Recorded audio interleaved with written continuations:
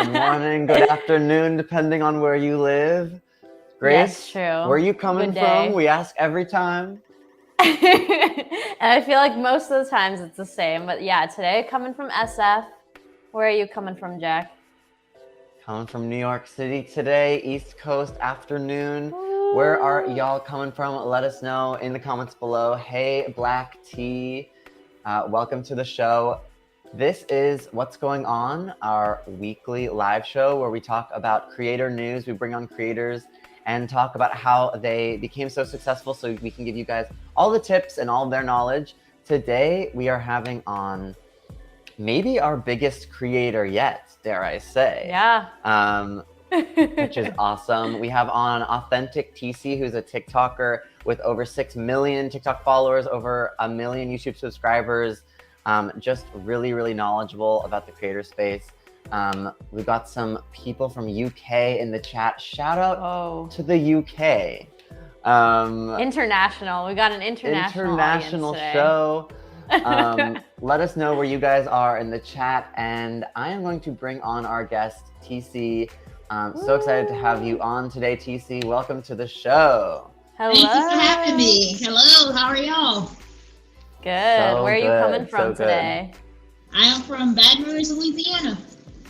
Woo! Okay, somewhere in the middle. Yeah. All across the US too. Awesome. Well, TC, thank you so much for joining us today. Like I said, we're so happy to have you on, not only because you're such a prolific creator with such an awesome audience and you've like really gone after your dreams, I think, with content, but we have seen you grow actually for years. We actually had something called the Creators Fund. I don't know if any of you guys watching know what that is, but we bring on creators, or we give them cash, cold hard cash, every year. And you were the winner of our Creators Fund one year, which is so crazy. Yes, definitely. You guys bought my first ring light, actually. Wow. Oh, amazing. That is so cool. Yeah, well, so honored to like help you grow. I just wanted to give people a little bit of background as to who you are. So I'm gonna throw up some of your TikToks on screen here. Yeah, I don't know if you want to explain what you tend to do while I just show some videos. Sure, I can do that. So mostly I do content where people kind of request that. Nothing can beat Lebanese food. Sorry. So it's okay. People request that I do things in the comments, and mostly it's food related. So I'll go to different restaurants and try different foods. That's not how I started. I didn't technically find my niche, and I guess we'll probably get more into that later in the interview. But my niche kind of found me.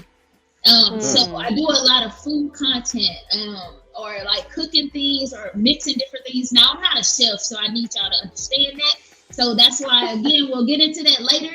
It's not about being perfect. It's just about being yourself and making good content.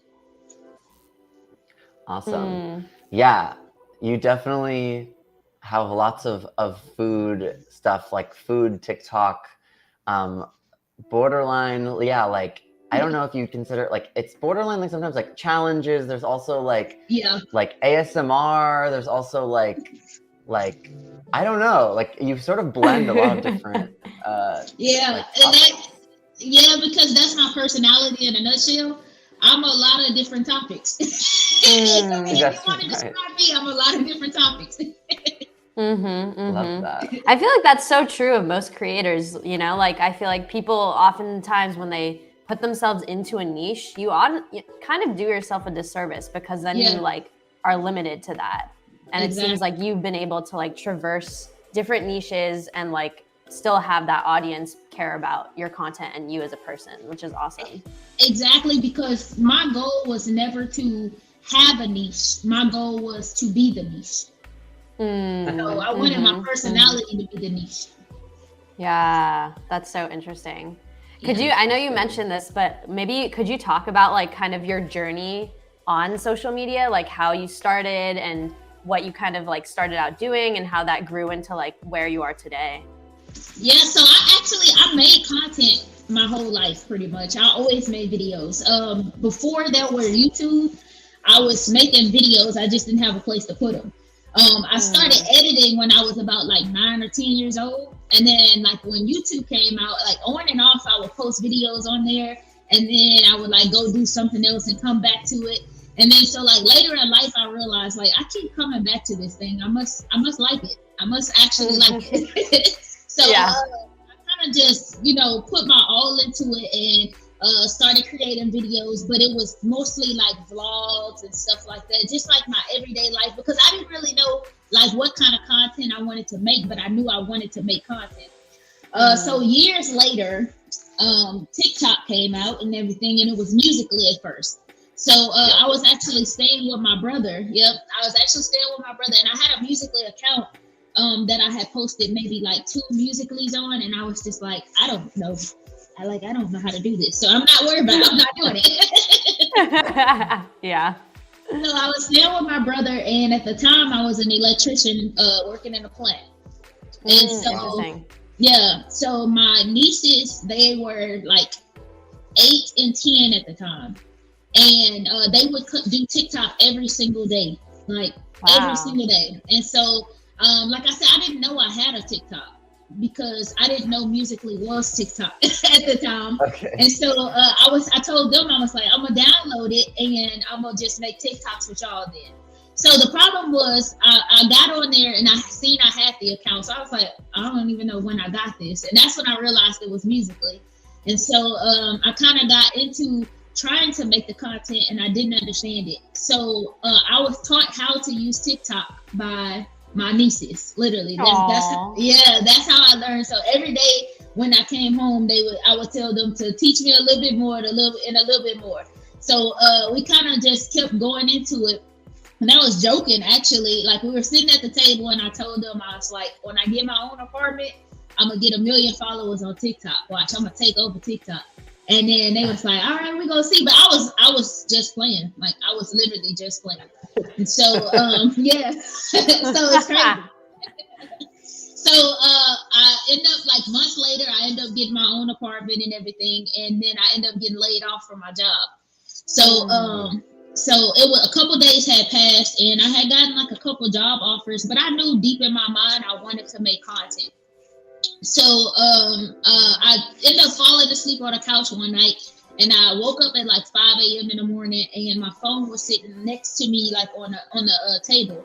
And so I literally like looked at it because I popped up. I don't even know why. I didn't have an alarm set or anything. I just popped up, and I looked at my phone, and I was like, you know what? I'm gonna create 3 videos every day. I don't have nothing to do anyway. I mean, I'm here. It is what it is. And before the layoffs happened, I knew layoffs was coming, so I saved up a year's worth of like money to survive, just to like eat the basics and be able to put a t-shirt on at least. Yeah. So like I started making 3 TikToks every single day. No matter what, I would make 3 TikToks every day, and then I would kind of like compound my content. After a couple months, I would do 3 re-uploads and then 3 new pieces of content. So I had 3 pieces of content that nobody had ever seen because I wasn't getting views. And then I would do 3 new pieces of content. So it was like I was uploading 6 pieces of content, but it was actually content that I had already pre-made. And so that's smart. Yeah, and so the first thing that actually went viral was LED lights. And that's I remember that phase. Nice. Okay, wait, so you, just so I'm understanding this right, this is really interesting to me. So you made all these TikToks or whatever, and because they didn't do well, you would just delete them and then re-upload them? No, I didn't delete them. So what I would do was like I was making, so when I was working at the plant, I was making like a few TikToks here and there, but what I would do was I would go to the homepage, and that's when they had like the trending hashtags and it showed you everything that was trending. I would just make videos based on that. I don't recommend that, but I didn't know what I wanted to do in the beginning, and so I was trying to figure out what lane I wanted to be in. Basically, again, I was trying to find my niche instead of letting my niche find me. So I would make that content, but then so another backstory, I was doing YouTube. I always wanted to be a YouTuber. And so I looked up the search term LED lights, LED lights rather, and yeah. So I found out it was a highly searched term, but then the videos that were being produced for it were limited. So again, that's supply and demand. It's the same thing even when you're in the creator space. So if you have a term that somebody is searching for a whole lot, but not a lot of people are making videos on it, you have a higher chance to captivate all of those views that those people are coming after. So now this was before I was staying with my brother.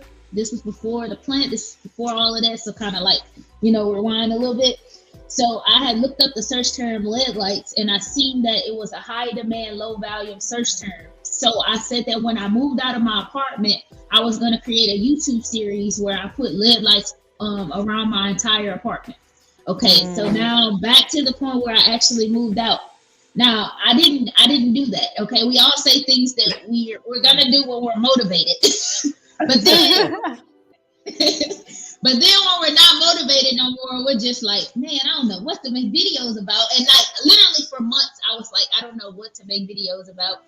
And then I remembered the LED light, but it was TikTok, and I was like, well, I'm gonna just try with that. And so I just did a video while I was putting the LED lights on the table, and then that went viral. But mind you, I had already been posting videos like months before that happened. So like I said, I would do 3 videos every day, no matter what. So at that time, I was getting only like 5 views, 10 views, you know what I'm saying? And so like I have months of content compacted. So I would just download them. And that's before I knew how to remove a watermark as well. Oh, interesting. So yeah, so I would like download them and download 3. Let's just say in the morning, I would wake up and download 3 that did kind of well based on my channel. So like at that time, well to me was over 10K.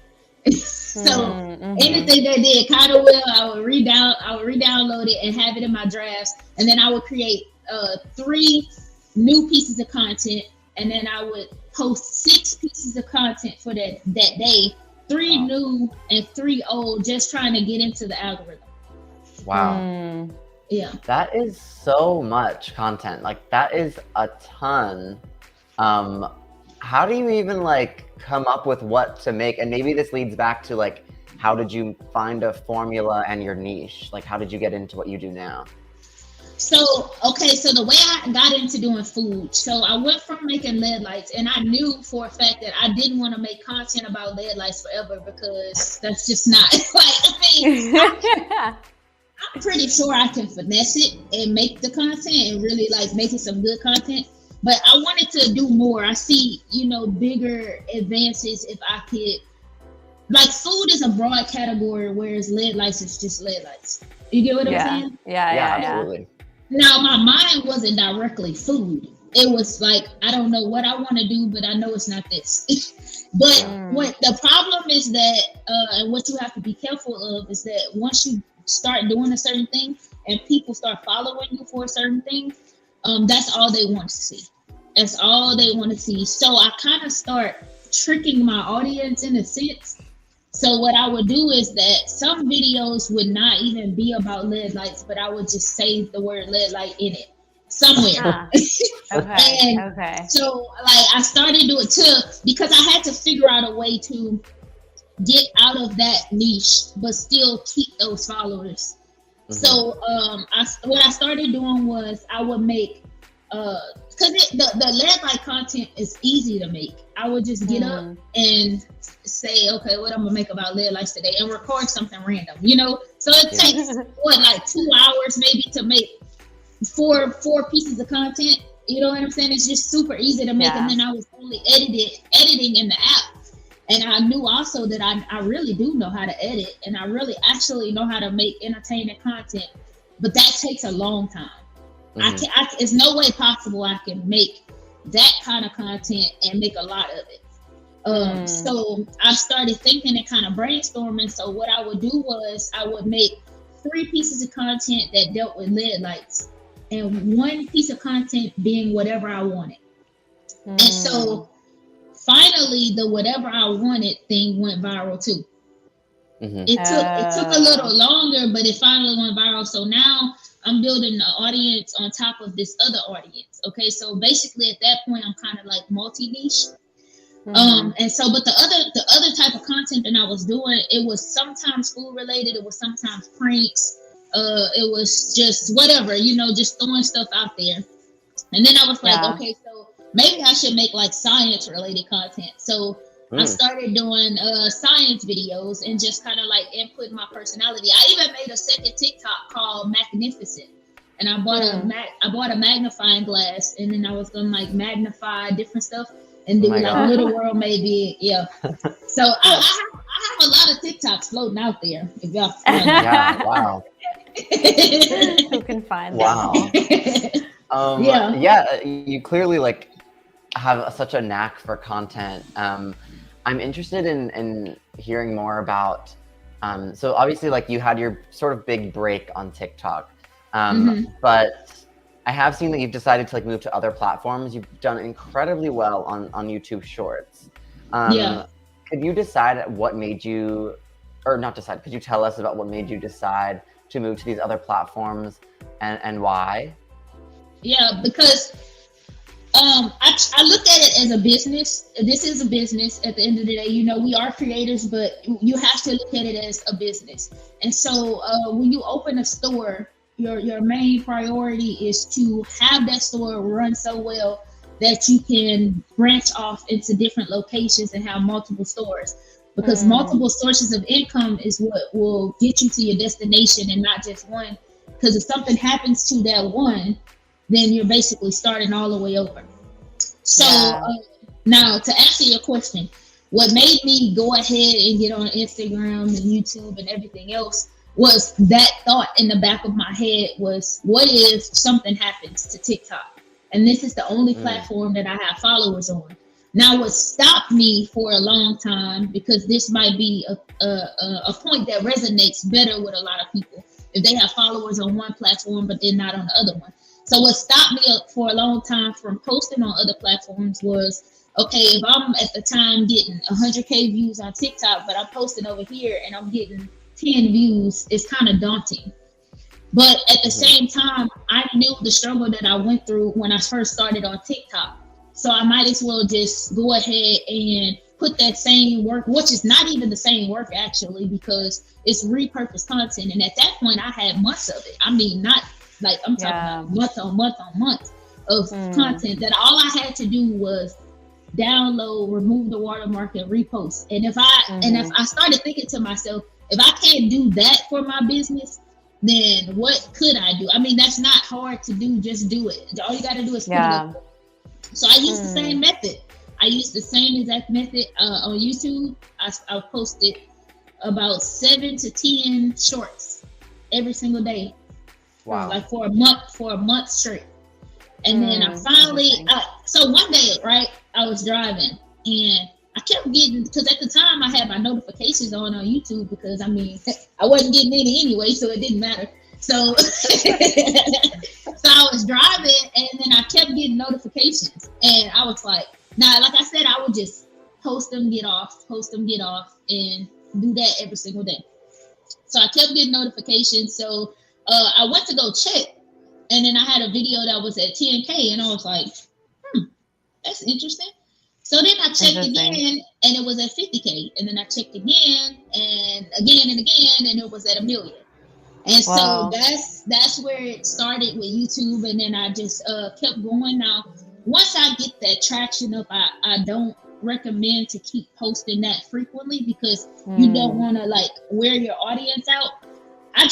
When in the beginning, you just want the algorithm to know that you're alive and that, hey, I'm here posting. So I feel like that the number of times you post a day is like such a big topic amongst creators, because it seems like you do have to post a lot when you start out. Do you have like a recommended number of posts or like advice for other creators on that? Yeah, I definitely recommend that you use a tier system. And what I mean by that is you can start off by posting 2 to 3 TikToks a day. Now, some people get lucky and they go viral on the first video they post. It might be your first, it might be your 78th, and it might be your 100th. You never know, So I say like start by posting 2 to 3 every single day. After a month, give yourself a month of doing that. After a month of doing that, then recycle 2 of your old ones and still make 3 new ones. Now you're posting 5. Okay. Then the next month, recycle 5 of your old ones and make 5 new ones. Now you're posting 10. Okay. Per day. So, per day, but it's 10 old pieces of content and 5 new pieces of content. Now, if it depends though, that's if you're making easy to make content. Yeah. Now, if you're making very, very high quality content that takes a long time, realistically, make 1 in your first month a day. Okay. Or if you can make 2 to 3, that's fine. But if you post a very high quality content, I don't foresee you making more than 4, because that's just, you're gonna tire yourself out by doing that. So if you're doing like 3 pieces of content maybe for the first month, or 2 pieces of content for the first month, then the next month you could repost 1 and still make 2. And you got to kind of base it off of how much work and effort it's taking you to put in. In the beginning, it wasn't very much work and effort being put in. More of the work and effort was being put into producing a lot of content versus the content itself. Wow. I think that kind of makes sense though, because it's like, I feel like with these video things, you kind of just have to do so much trial and error to see what's working, what's not. Right. And then like you get that experimental data basically by posting so much. You see what like people are hooking onto, and then you just make more of that. Yeah. So, and and I will say that even though you sometimes get a formula and you like, I finally found the thing that worked, one day it's not going to work. And that's what people don't do. So you never stop having to figure out what's going to work. And that's kind of frustrating, but it's a part of it. And I always, I compare it to stores. So what sold 50 years ago at Walmart is not selling today. Okay, they had a product that did amazing. That doesn't take away from the product, but it's not going to sell the same today. So you have to find a way to revamp that same product, or take it away for a while and then bring it back in style. It's just like clothes. Take it away for a while, bring it back in style, and then it'll get those views again. You like clearly, I feel like, are like so motivated and like driven. Like I can tell that you're like sort of like a hustler. Like you just are gonna make it happen no matter what. Could you like talk about like that attitude and like how you got that? What motivates you? What about content is it that like motivates you specifically? Yeah. So motivation is I'm gonna say this. I have motivation, but I don't always have it. So what motivates me, I'm trying to figure out the perfect way to say it. I should say what dedicates me to doing it. Because like what dedicates me is that I want a better life, and I also want to be able to help other people, you know what I'm saying, in the future, as far as like to be able to find their path and to be able to invest in other people as well. And then like knowing how bad I worked for it and I wanted it motivates me to keep it and dedicates me to keep it. So when I say that I don't always have motivation, I do always have dedication. So when my motivation to do it fails, I have to rely on being just purely dedicated. Because like I said, sometimes you could say, hey, I'm so motivated today. I'm motivated tonight, and in the morning I'm about to wake up and I'm about to crush the day, and then you wake up in the morning and the day crush you. So like, you gotta be truly dedicated to what you said you was gonna do, and dedicated to the vision that you see like in your mind, and you gotta keep going no matter what, even if the motivation isn't there or not. That's a really interesting way to put it. I really like that though. Like you just committed yourself to this, and that's just the way it is. Yeah, because if another way I look at it too, also like I'm my own boss basically, in a sense. Technically, TikTok and YouTube is my boss, but I have the full control over whether I get up and work or not. But if I was Yeah. working a regular 9 to 5, I wouldn't. And so we have to ask ourselves, if we look at it in a perspective of, if I have to be at this job and I have to clock in, I'm gonna be there. But I'm building somebody else's empire, and I can't wake up for myself and build my own empire. That's kind of silly. Yeah, interesting. And this sort of brings me to like another question of like, obviously you say you're doing this for a better life. You're sort of talking a lot about business, like this is a business to you.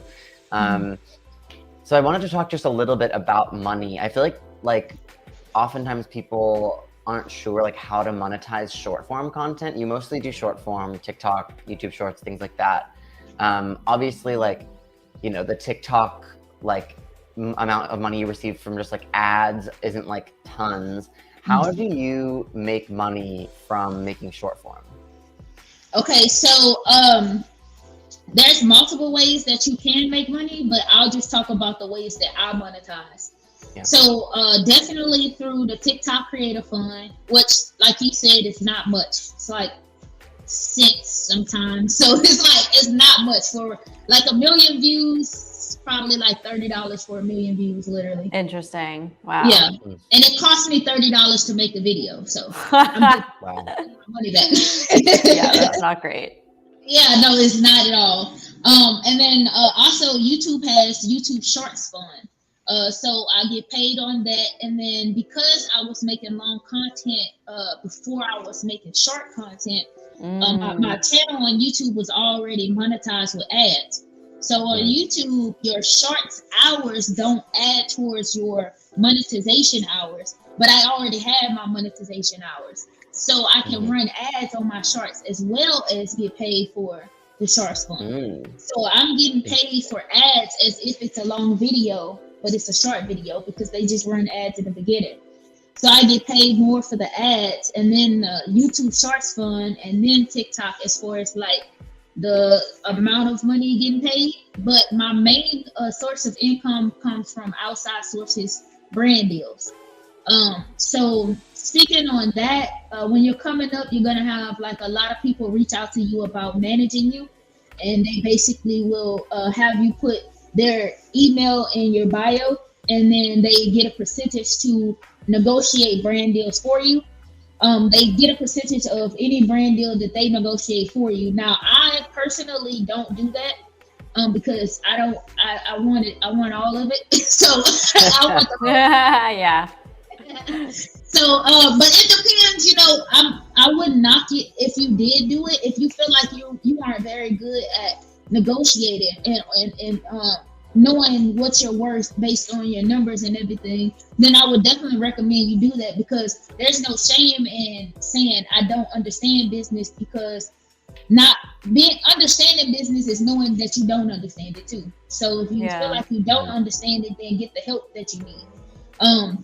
But mostly my money comes from brand deals, negotiating those brand deals and stuff like that. Yeah. So you go out to these brands and like ask them for brand deals, or do they come to you usually? I've never actually approached a brand deal. I just I just let them come to me, and I'll be like, look, Lord, you know I need to pay this bill, so let them come. Yeah, do you get the sense that like more and more brands are trying to sponsor short form content? Because I remember like a year or two ago, like I feel like it was impossible to get like a TikTok brand deal. Like it was unheard of. And now I've seen you do a couple of them. Yeah, like once I reach about over 1 million, I'll say, I started getting like maybe one brand deal every now and then. And then like once I reach 1 million, past 1 million, I felt like more companies started reaching out to me. Like Amazon companies, like, you know, people who own like Amazon stores and stuff, and those are like your smaller companies. So of course they have a smaller budget because they're just like the Amazon front store, and so they're gonna pay like smaller amounts. But the biggest brand that reached out to, or my first big brand that reached out to me was Wingstop.